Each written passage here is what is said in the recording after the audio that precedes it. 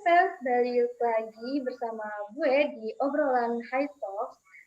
Selamat malam semuanya di sini jam 8, atau kalian nontonnya di waktu pagi hari, atau siang hari, atau sore hari. Jadi selamat pagi, selamat siang, dan selamat sore. Gimana kabarnya kalian semua? Semoga baik-baik aja kalian dan keluarga kalian di rumah, apalagi di masa pandemi saat ini dan di masa pancaroba saat ini. Jadi semoga aja kalian sehat selalu. Nah, hari ini, di kesempatan kali ini, aku diberi kesempatan untuk berdiskusi langsung bersama seorang mahasiswa yang dimana beliau telah mengikuti program MUN dan juga aku seorang mahasiswa yang tertarik untuk mengikuti program MUN. Dari sini kita akan membahas tentang pengalaman beliau mengikuti MUN, gimana cara dan tips-tipsnya untuk mengikuti MUN, dan juga gimana cara kita percaya diri untuk tampil di depan banyak orang. Nah, tanpa menunggu lama-lama, kita panggil dulu Kak Evelyn-nya. Hai. Halo Kak Evelyn. Hai. Halo. Gimana kabarnya Kak? Lagi pandemi kayak gini, tambah pancaroba kayak gini. Gimana hari-hari Kakak? Alhamdulillah aku sangat baik sekali. Mungkin langsung aja kali ya kita berbicara tentang MUN-nya. Nah, sebelum kita berbicara tentang pengalaman Kak Evelyn mengikuti program MUN, sebenarnya tuh MUN tuh apa sih Kak? Sebenarnya kalau definisi dari MUN sendiri itu panjang banget, tapi aku akan make it simple. Buat aku MUN itu kan singkatannya Model United Nation. Nah, Model United Nation ini merupakan simulasi sidang PBB. Kalau teman-teman bisa tahu sidang PBB itu apa, sidang PBB itu kayak jadi gini, ada negara-negara yang membahas satu isu, permasalahan-permasalahan yang krusial di satu negara tertentu, misalnya ngebahas soal konflik perang di Syria, atau misalnya misalnya ngebahas tentang Papua juga sempat di sidang PBB. Nah, kemudian MUN ini mensimulasikan kegiatan sidang PBB membahas suatu isu tertentu. Nah, untuk syarat buat masuk di MUN-nya tuh apa sih Kak? Jadi kalau syarat yang pertama itu niat. Kalau buat aku, niat, kepercayaan diri kita itu udah pasti ya, karena MUN ini kan bahasanya hanya simulasi ya. Jadi hanya orang-orang tertentu yang memiliki niat untuk belajar dan mencoba sesuatu hal yang baru aja yang bisa ikut MUN. Buat aku, untuk orang-orang yang nggak punya niat itu untuk belajar, ketemu orang banyak, relasi baru, orang-orang teman-teman dari berbagai macam negara, nggak ada niat tertentu untuk belajar hal baru, itu nggak akan pernah bisa ikut MUN. Kemudian gimana caranya untuk bisa speak English? Yang pertama niat, pede, kemudian cari tahu informasi soal MUN, kemudian try to study English. Well, pertama kali kayak mengikuti MUN itu kapan? Pertama kali banget itu aku ikut IMUN semester 3 gitu kalau nggak salah. Semester 3-an, semester 2 gitu. Apa yang buat kayak Evelyn itu tertarik buat ngikutin MUN? Yang pertama, aku pengen bangun dari comfort zone aku, karena background aku juga hubungan internasional. Akhirnya semakin kesini aku semakin tahu value-nya mengikuti MUN itu banyak banget, nambah relasi, kemudian membangun rasa kepercayaan diri, terus juga ngelatih English skill aku, public speaking aku di depan orang banyak gitu. Terus lebih tahu banyak isu sih. Nah, pas kakak ikut MUN, kan dipilih kan kak tema-temanya gitu kan. Mungkin bisa kakak sebutin waktu itu kakak memilih tema apa? Oke, jadi kalau di MUN ini temanya ada beberapa, kemarin yang aku ikutin di International Model United Nation itu ada beberapa topik. Yang pertama access to education for children with disabilities. Nah, topik soal children with disabilities ini berada di bawah naungan UNICEF atau United Nations Children's Fund. Kalau teman-teman mungkin kurang tahu UNICEF itu apa, teman-teman bisa cari di web ya, di web UN itu ada penjelasannya. Jadi di UN itu terbagi lagi menjadi ada yang fokus pembahasannya ke UNICEF, kemudian ke UNDP yang fokus ke development program, kemudian ada juga yang IOM, International Organization for Migration, jadi khusus untuk ngebahas isu-isu migrasi, ada UNESCO, dan banyak lagi, ada UN Women. Nah, balik lagi tadi, topik aku kemarin ada access to education for children with disabilities, itu berada di bawah naungan UNICEF. Ada juga yang Global Goals 2030, no poverty, nggak ada kemiskinan, and zero hunger, nggak ada gizi buruk. Nah, ini berada di bawah komite yang tadi disebutin juga sama Vinia, berada di Council UNDP atau United Nations Development Program.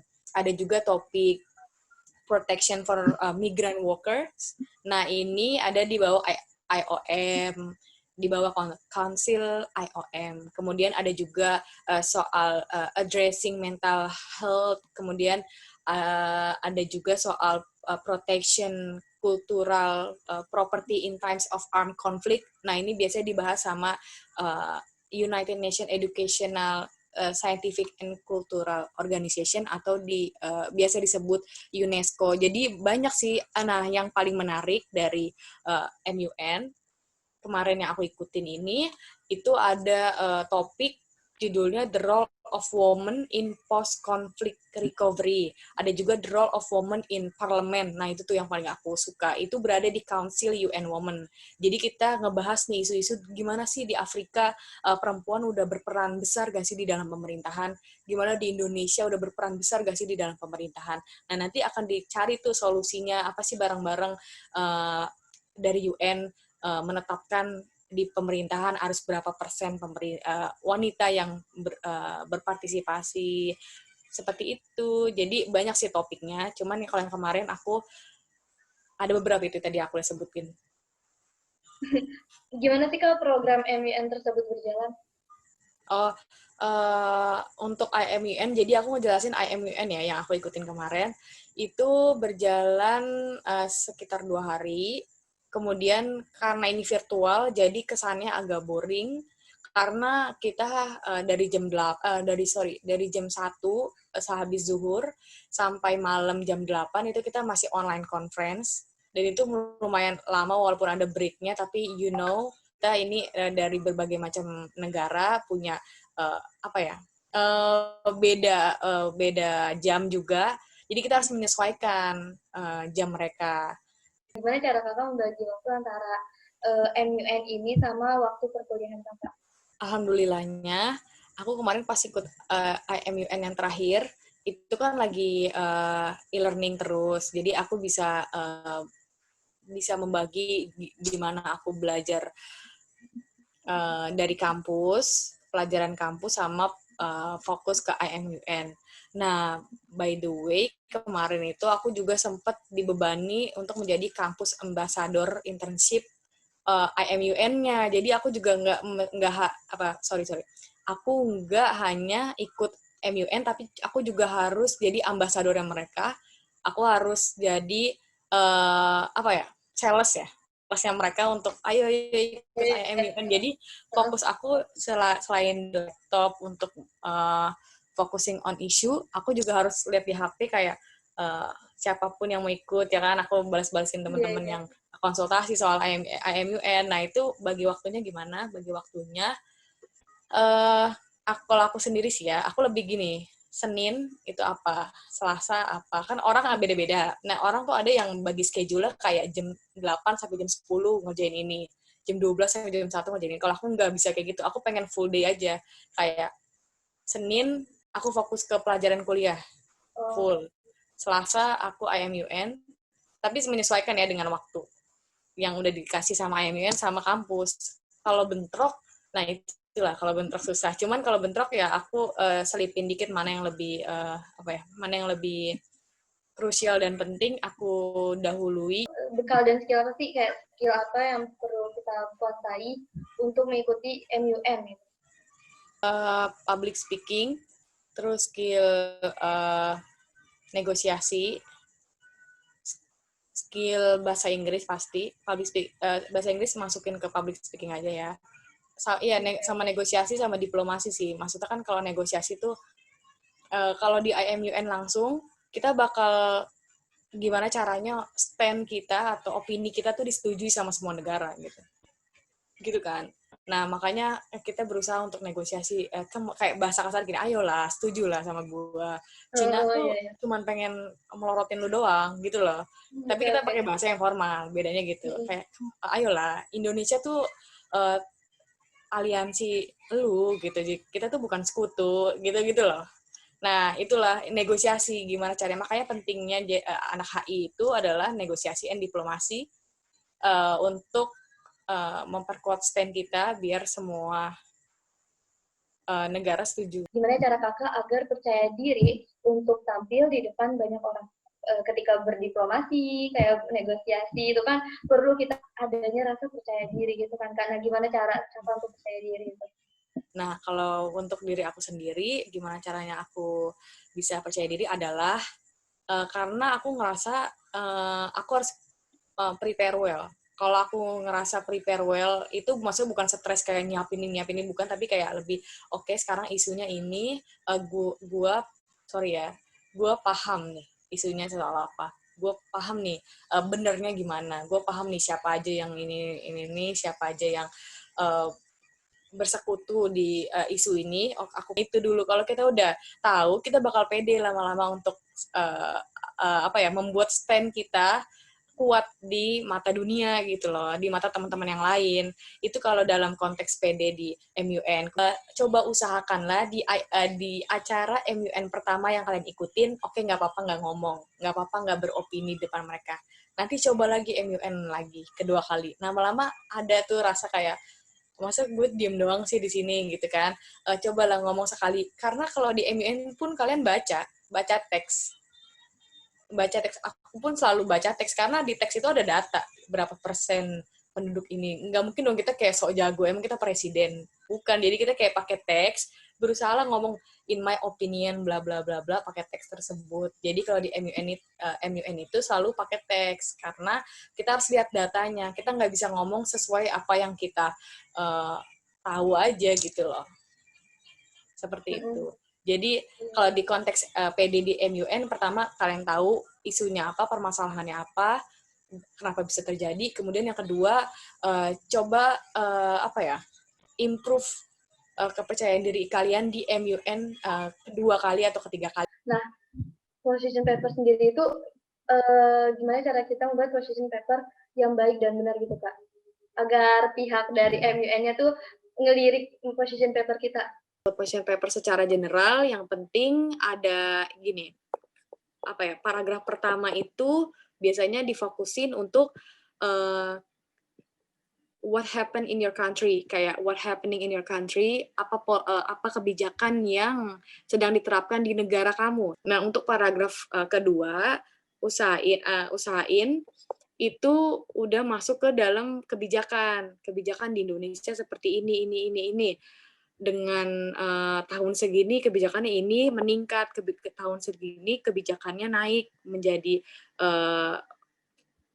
ini, kemudian manfaatnya, dampaknya untuk masyarakat jadi lebih baik segala macam di setiap tahun, biasanya aku seperti itu. Jadi kemudian paragraf terakhir biasanya aku langsung fokus ke hope atau harapan aku agar dunia tahu bahwa Indonesia sudah melakukan ini loh. Lebih kayak kata-kata pujian gitu. Kami harap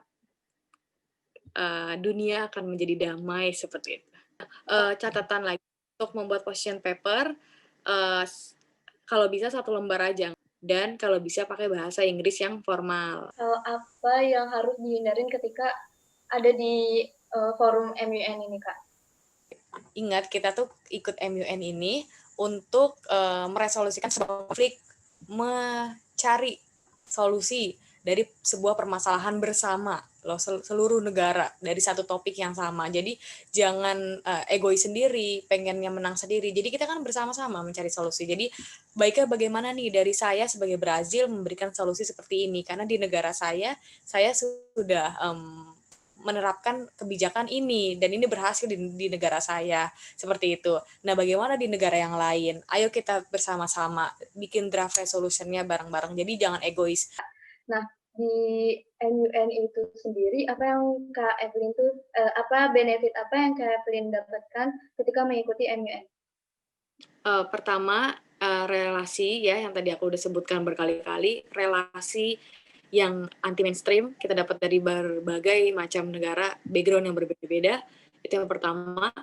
Yang kedua, melatih public speaking aku, of course, karena kita harus ngomong depan banyak orang, even itu baca teks. Terus yang ketiga, melatih skill English aku, yang tadinya aku bener-bener nggak concern ke apa ya, ngomong bahasa Inggris, kemudian aku belajar juga di grammar doang, di kelas-kelas biasa gitu. Kemudian melatih kepercayaan diri kita, melatih uh, melatih melatih kepercayaan diri kita untuk tampil di depan banyak orang seperti itu, dan juga melatih tingkat apa sih? Sorry, aku lupa ngomong apa. Melatih daya apa sih ya Allah? Melatih kritis apa sih itu? Kita jadi lebih kritis. Melatih critical thinking. Nah, iya, critical thinking kita, melatih critical thinking kita untuk tahu apa sih permasalahan ini, kenapa sih bisa terjadi, kenapa apa sih solusinya, segala macam. Seperti itu. Nah, versi sukses Kakak untuk mengikuti MUN itu apa sih, Kak? Aku kunci suksesnya adalah percaya diri, yakin sama diri kita, selesaikan apapun yang sudah teman-teman ingin mulai. Kalau teman-teman ingin mulai mengikuti MUN ini, selesaikan dengan baik. Itu nggak hanya berlaku di MUN aja, menurut aku berlaku di semua kegiatan yang kita lakukan, kayak kuliah. Kalian sudah memulai kuliah ini, selesaikan dengan baik, dengan hasil yang terbaik, begitu. Kenapa sih Kak para pemuda itu harus ikut terjun mengikuti MUN? Nah, tapi pertanyaannya lebih tepat, kenapa sih anak muda harus mengetahui isu-isu internasional? Itu dulu sih yang aku tegasin. Karena gini, kita tuh jadi anak muda, jangan cuman kayak buat aku tahu soal isu dalam negeri aja, apa yang terjadi di dalam negeri, kan yang megang masa depan kan kita. Nah, kita harus tahu dari sekarang kita harus tahu dong strategi yang udah direncanain sama negara-negara lain. Buat aku percuma kita menjadi negara maju sekarang ini, tapi anak-anak mudanya nggak tahu tuh strategi yang akan dipasang oleh negara-negara lain di tahun-tahun ke depan gitu. Maksud aku kayak, ayolah anak muda, jangan hanya fokus ke isu-isu dalam negeri aja, tapi juga kita harus fokus ke isu yang ada di luar negeri atau internasional, karena tanpa kita sadari, apapun yang, gini loh, negara Indonesia itu masih menjadi negara berkembang untuk menjadi negara maju. Nah, kita harus sadar bahwa kita harus masih banyak transfer ke knowledge, atau kita harus masih banyak belajar dong. Maka dari itu, jangan sombong-sombong. Anak-anak muda, ayo belajar soal isu-isu internasional. Ya, Kak. Mungkin sebelum mengakhiri perdiskusian kita kali ini, menit ke depan, mungkin apa sih pesan Kak Evelyn untuk kaum milenial yang tertarik untuk mengikuti model United Nations? Pesan aku adalah, ingat, mulai aja, because you don't have to be great to start. Kamu nggak perlu jadi sesuatu yang baik dan sempurna dan amazing untuk memulai sesuatu. Kamu cuma butuh start to be great. You have to be, you just have to start to be great. Jadi kalian tuh nggak butuh kalian jadi amazing dulu, jadi artis dulu, jadi presiden dulu buat memulai sesuatu. Mulailah dulu sesuatu, nanti semua itu akan datang gitu. Oke, Pep, terima kasih telah mengikuti sesi diskusi kita kali ini. Sekian dari aku, Vinia, dari Divisi Talks, mengakhiri diskusi kali ini. Wassalamualaikum warahmatullahi wabarakatuh. Selamat malam.